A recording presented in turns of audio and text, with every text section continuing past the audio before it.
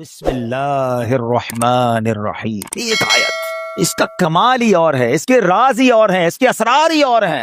قرآن پاک کی تو شان ہی نرالی ہے، مگر آج فقط کچھ باتیں میں آپ کو اللہ کے اس مبارک کلام کی اس ایک آیت کے رموز، اسرار، سیکرٹس، فضائل سنے تو عقل حیران ہو جاتی ہے. جو شخص، بہت سارے ایسے لوگ ہوں گے جو کاروباری مشکل کا، آج کل مہنگائی بھی بہت ہے، گزارا بھی نہیں ہو رہا، تو غور سے وظیفہ لے جائیں، کل سے کرنا شروع کر دیں کہ جو شخص طلوع آفتاب کے وقت سورج کی طرف رخ کر کے بسم اللہ الرحمن الرحیم 300 بار اور درود شریف 300 بار پڑھے، اللہ تعالیٰ اس کو ایسی جگہ سے رزق عطا فرمائے گا جہاں اس کا گمان بھی نہیں ہوگا.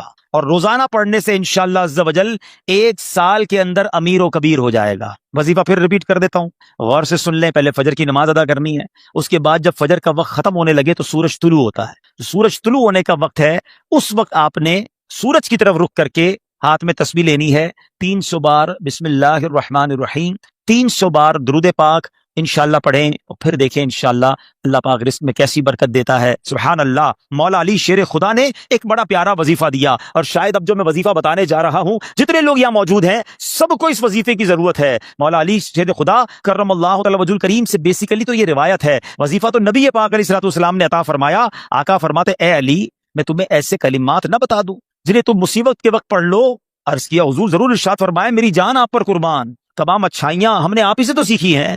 پیارے آقا علیہ الصلوۃ والسلام نے فرمایا جب تم کسی مشکل میں پھنس جاؤ اس طرح پڑھو، بسم اللہ الرحمن الرحیم ولا حول ولا قوت الا باللہ العلی العظیم. بس اللہ پاک اس کی برکت سے جن بلاؤں کو چاہے گا دور فرما دے گا. اچھا، اس وظیفے کو میں نے بھی کئی بار ٹرائی کیا ہے. میں نے الحمدللہ پہلے امیر اہل سنت کو دیکھا. مثال کے طور پہ آپ کہیں پھنس گئے، آپ کا ٹریفک میں گاڑی پھنس گئی ہے، گاڑی خراب ہو گئی ہے، فلائٹ کا ٹائم ہو گیا ہے، ٹرین کا ٹائم ہو گیا ہے، اور آپ کو لگتا ہے اب نہیں پہنچ سکیں گے، یا کسی بھی مشکل میں آپ پھنس گئے ہیں، آپ بسم اللہ الرحمن الرحیم ولا حول ولا قوت الا باللہ العلی العظیم، پھر آپ دیکھیں مشکلیں کیسے آسان ہوتی ہے. اب مثال کے طور پہ کوئی چیز گم ہو جائے، قرضہ آ جائے، کاروبار میں کوئی نقصان ہونے لگے، کوئی چیز میں گڑبڑ ہو جائے، کسی بھی پریشانی میں ہے، آپ یہ وظیفہ یاد کر لو. ذرا مل کے دوہرا لو، بسم اللہ الرحمن الرحیم ولا حول ولا قوت الا باللہ العلی العظیم. تو یہ بڑے کمال کا وظیفہ ہے. ہاں اچھا، اب بیماری کے، بہت ساری بیماریوں کا علاج ہے.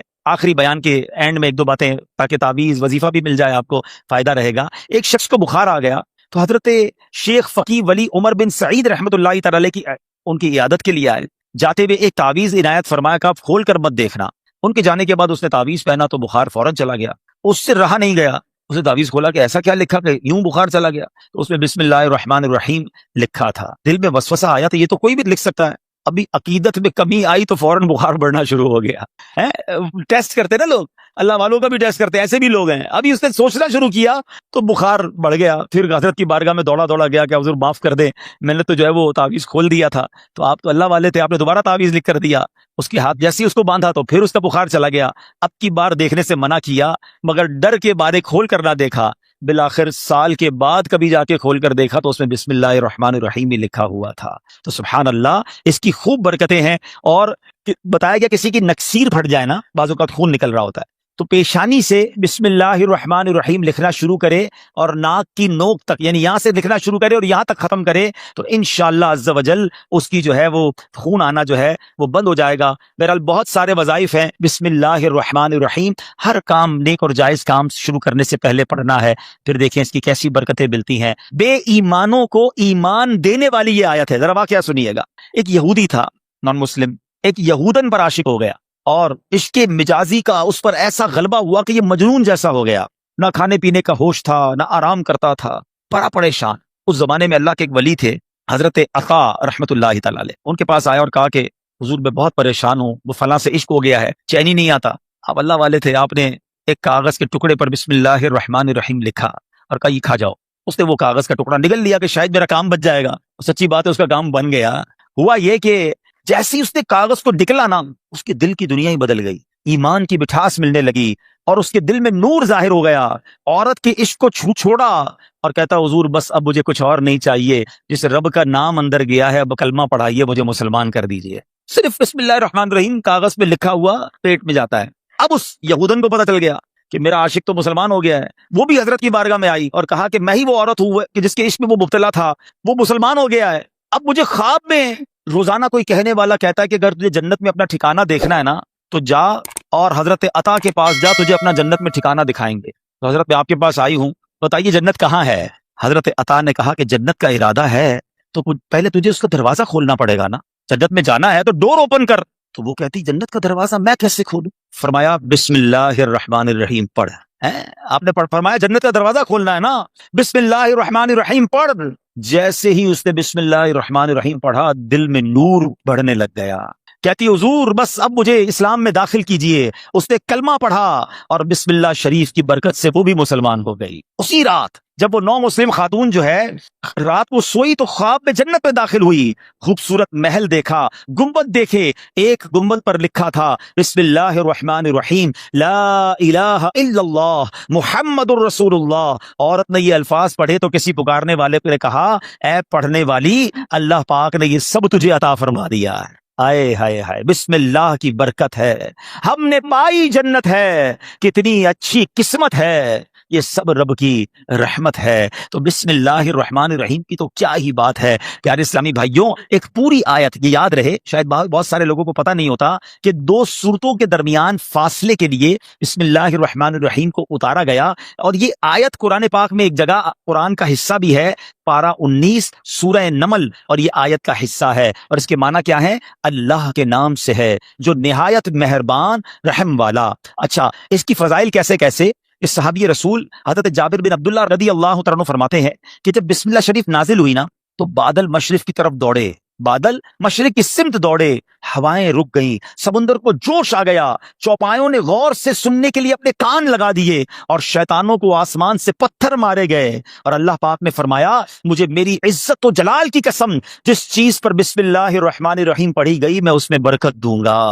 کاروباری لوگ بیٹھے، برکت چاہیے نا، کاروبار میں، رزق میں، معاملات میں بسم اللہ کو تھام لو۔ سبحان اللہ۔ واقعہ ہے ایک شرابی کا، اور اس شرابی کی زندگی میں ایک ایسا ٹرننگ پوائنٹ آیا جس نے اس کی زندگی کو بدل کر رکھ دیا اور کہاں پہنچا دیا۔ بہت امیزنگ اسٹوری ہے۔ ماجرا یہ تھا کہ وہ شرابی شراب کے نشے میں دھت کہیں جا رہا تھا، راستے میں ایک کاغذ پر نظر پڑی۔ ماشاءاللہ یہاں قرآن پڑھنے والے، پڑھانے والے، اپنی دکانوں پر بھی ماشاءاللہ مدرسہ لگانے والے موجود ہیں۔ تو آج قرآن پاک کی صرف ایک آیت کی فضیلت کی میں نے بات کرنی ہے۔ پورے قرآن کی شان تو نرالی ہے، ایک آیت میں کیا کچھ ہے اس سے اندازہ ہوگا کہ پھر رب کے کلام میں کتنی عظمتیں ہیں۔ تو وہ جو شراب کے نشے میں دھت جا رہے تھے، انہوں نے دیکھا کہ ایک کاغذ کا ٹکڑا پڑا ہے اور اس پر بسم اللہ الرحمن الرحیم لکھا ہوا ہے۔ اب اس کو خیال آیا کہ میرے رب کا نام زمین پر، ادب کا خیال آیا، عزت کا خیال آیا کہ یہ نہیں ہونا چاہیے۔ حالانکہ وہ غلط کام کر رہے تھے، شراب میں تھے، مگر عطر خریدا، اس کاغذ کے ٹکڑے کو صاف کیا، اسے عطر لگایا اور بلند جگہ پر رکھا۔ اس کے بعد وہ اپنے کام میں مگن ہو گئے۔ اسی رات ایک بزرگ کو خواب میں زیارت ہوئی کہ جاؤ میرے اس بندے کو جا کر کہو کہ تم نے میرے نام کو پاک اور صاف جگہ پر رکھا، بلند جگہ پر رکھا، ہم تمہارے نام کو بھی بلند کریں گے۔ اب بزرگ اس بندے کو جانتے تھے، وہ تو شرابی ہے، شرابی کے لیے یہ پیغام کیسے ہو سکتا ہے؟ تو کہتے لگتا ہے خواب میں کوئی غلط فہمی ہوئی، دوبارہ سو گئے، دوبارہ سوئے تو پھر دوسری بار یہی پیغام، پھر سوچا نہیں اس بندے کے لیے پیغام نہیں ہو سکتا، تیسری بار خواب میں یہی پیغام دیا گیا۔ اب وہ بزرگ تلاش کرنے نکلے کہ وہ کدھر ہے شراب پینے والا۔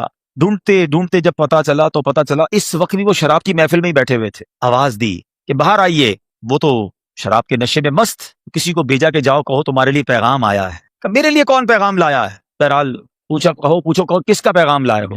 جو بزرگ شراب خانے کے باہر کھڑے تھے نا، اندر جا کر اسے بتا دو اللہ کا پیغام لایا۔ اب جب یہ سننا تھا تو جھرجھری سی آ گئی، کھڑے ہوئے باہر آئے، اور جب یہ بات بزرگ نے بتائی کہ مجھے تو نہیں پتا تم نے کیا کیا ہے، 3 بار خواب میں مجھے یہ کہا گیا ہے کہ تمہیں بتا دوں، تم نے رب کے نام کو جو تعظیم کی ہے، بسم اللہ الرحمن الرحیم کو معطر کیا، اسے بلند جگہ پر رکھا ہے، مجھے یہ پیغام ملا ہے کہ تمہیں بھی تمہارے نام کو بلندی دی جائے گی، تمہیں عزت اور مرتبہ دیا جائے گا۔ جب یہ سنا کہ میں شراب کے نشے میں دھت اور میرا رب مجھ پہ اتنا مہربان، اس بندے نے توبہ کی، اللہ سے معافی مانگی اور عبادتوں میں لگ گئے۔ اے میرے پیارے اسلامی بھائیوں، یہ انقلاب جو شراب کے نشے میں دھت شخصیت کو اللہ کا ولی بنا گیا، یہ کون تھے؟ یہ کوئی اور نہیں، حضرت بشر حافی رحمت اللہ تعالی علیہ تھے۔ یہ زمانے کے ولی بنے۔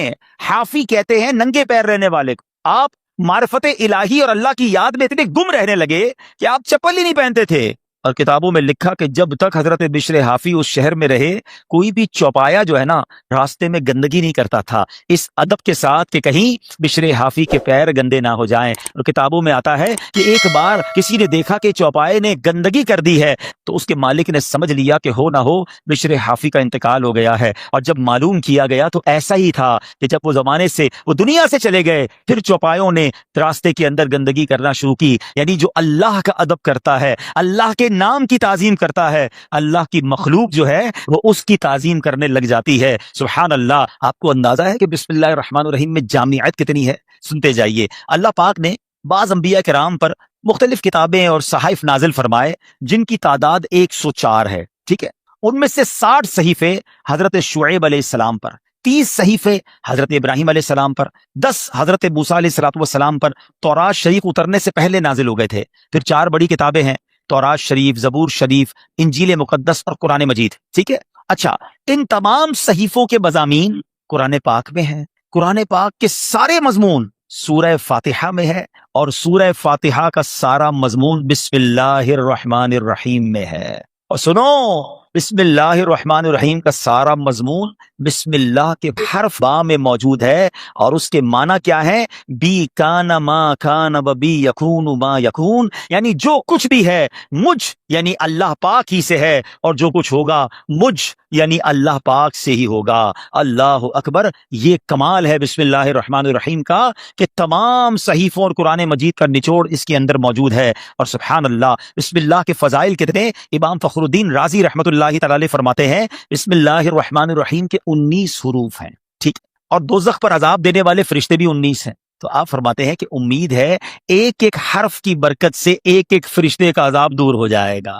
بسم اللہ پڑھتے رہا کرو۔ اچھا، آپ فرماتے ہیں دن میں کتنے گھنٹے؟ دن رات میں 24 گھنٹے ہیں۔ فرماتے 5 گھنٹے 5 نمازوں میں گھیر لیے، 19 گھنٹوں کے لیے بسم اللہ الرحمن الرحیم کے 19 حروف عطا فرمائے۔ پس جو خوش نصیب بسم اللہ الرحمن الرحیم کا ورد کرتا رہے اور نماز 5 وقت پڑھتا رہے، اس کا ہر گھنٹہ عبادت میں کاؤنٹ ہوتا رہے گا۔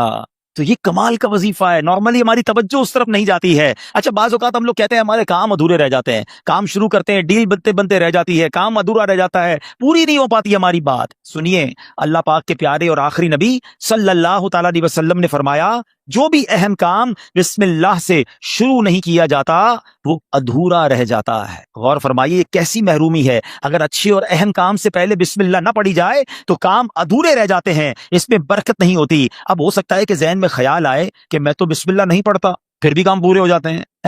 اس کا جواب یہ ہے کہ کام کا بظاہر پورا ہو جانا اور بات ہے، اور اس میں برکت کا نہ ہونا اور۔ مثلا کسی نے بغیر بسم اللہ کے کھانا کھایا، کھانا پیٹ میں بھی گیا، پیٹ بھر بھی گیا، لیکن اب اس میں برکت اسے حاصل نہیں ہوگی، کھانا پوری طرح ہضم نہیں ہوتا، یا بعض اوقات جزو بدن نہیں بنتا، بہت ساری جناب اس میں پرابلم رہتی ہے۔ تو بہرحال ہمیں جو ہے بسم اللہ شریف کا ورد کرنا چاہیے، اور ایسے ایسے واقعات اس کے فضائل میں کتابوں میں لکھے۔ امیر اہل سنت نے اپنی شورۂ آفاق کتاب فیضان سنت میں ایک کمال کا واقعہ لکھا کہ ایک مبلغ جو ہے، ایک داعی جو ہے، بسم اللہ کے فضائل بیان کر رہے تھے، تو ایک غیر مسلم عورت بھی بیٹھی تھی۔ لڑکی نے سنا کہ بسم اللہ کی اتنی فضیلت ہے، اب اس نے جناب اسلام قبول کر لیا۔ اب اس کی زبان پر ہر وقت بسم اللہ رہتا تھا، تو اب جو اس کا والد تھا نا، غیر مسلم تھا، وہ بڑا غصے میں آیا، طرح طرح کی تکلیفیں دینے لگا کہ کسی طرح اپنی بیٹی کو جو ہے وہ تکلیف دے کر اسلام سے پھیر لے، اور اگر نہیں مانتی تو اب اس پر کوئی الزام لگائے تاکہ یہ قتل کر دی جائے۔ تو لڑکی کا باپ جو بادشاہ کا وزیر تھا، ایک دن اس نے شاہی مہر والی انگوٹھی اپنی بیٹی کو رکھنے کے لیے دی۔ بیٹی نے انگوٹھی لی اور بسم اللہ الرحمن الرحیم کہہ کر انگوٹھی پہلے وصول کی، بسم اللہ الرحمن الرحیم پڑھ کر، اور اس کے بعد اس نے بسم اللہ الرحمن الرحیم پڑھ کر جیب میں ڈال دی۔ رات کو جب وہ سوئی تو والد نے انگوٹھی جیب سے نکالی اور دریا میں ڈال دی کہ اب صبح جب انگوٹھی نہیں ہوگی تو اس کو پکڑا دوں گا اور یہ ماری جائے گی۔ تو اب جیسے ہی وہ انگوٹھی دریا میں ڈالی، اللہ کا کرنا ایسا ہوا کسی مچھلی نے وہ انگوٹھی کو نگل لیا۔ صبح کو ایک شکاری نے جال ڈالا، اتفاق سے وہی مچھلی جال میں آ گئی۔ اس نے لا کر وہی مشیرے نے اسی وزیر کو وہ مچھلی لا کے تحفے میں دی۔ وہ وزیر جو ہے اپنی بیٹی کو مچھلی دیتا ہے کہ بیٹی اس کو پکاؤ، بیٹی نے بسم اللہ الرحمن الرحیم پڑھ کر جو ہے وہ مچھلی کو کھولا، اس کو چاک کیا، اندر وہی انگوٹھی موجود، پھر بسم اللہ پڑھی اور انگوٹھی اپنے پاس رکھ لی۔ والد صاحب نے ناشتے کے بعد کہا بیٹی وہ انگوٹھی کدھر ہے؟ بسم اللہ پڑھ کر وہ انگوٹھی واپس کر دی کہ یہ انگوٹھی واپس آ گئی۔ اللہ اکبر۔ اب باپ حیران کہ یہ کیسے ہوا؟ تو اس نے کہا میں نے تو کوئی بھی کام جو بھی کیا اللہ کے نام سے شروع کرتی گئی، رب نے مشکل سے نکال دیا۔ ہمارا پرابلم یہی ہے، ہم بہت ساری فضول باتیں کرتے ہیں اللہ کا ذکر نہیں کرتے، اللہ کا نام نہیں لیتے، اپنے ہر جائز کام سے پہلے بس عادت بنا لو، بسم اللہ الرحمن الرحیم، بسم اللہ الرحمن الرحیم، پھر آپ اس کی انشاءاللہ برکتیں دیکھیں گے۔ سبحان اللہ۔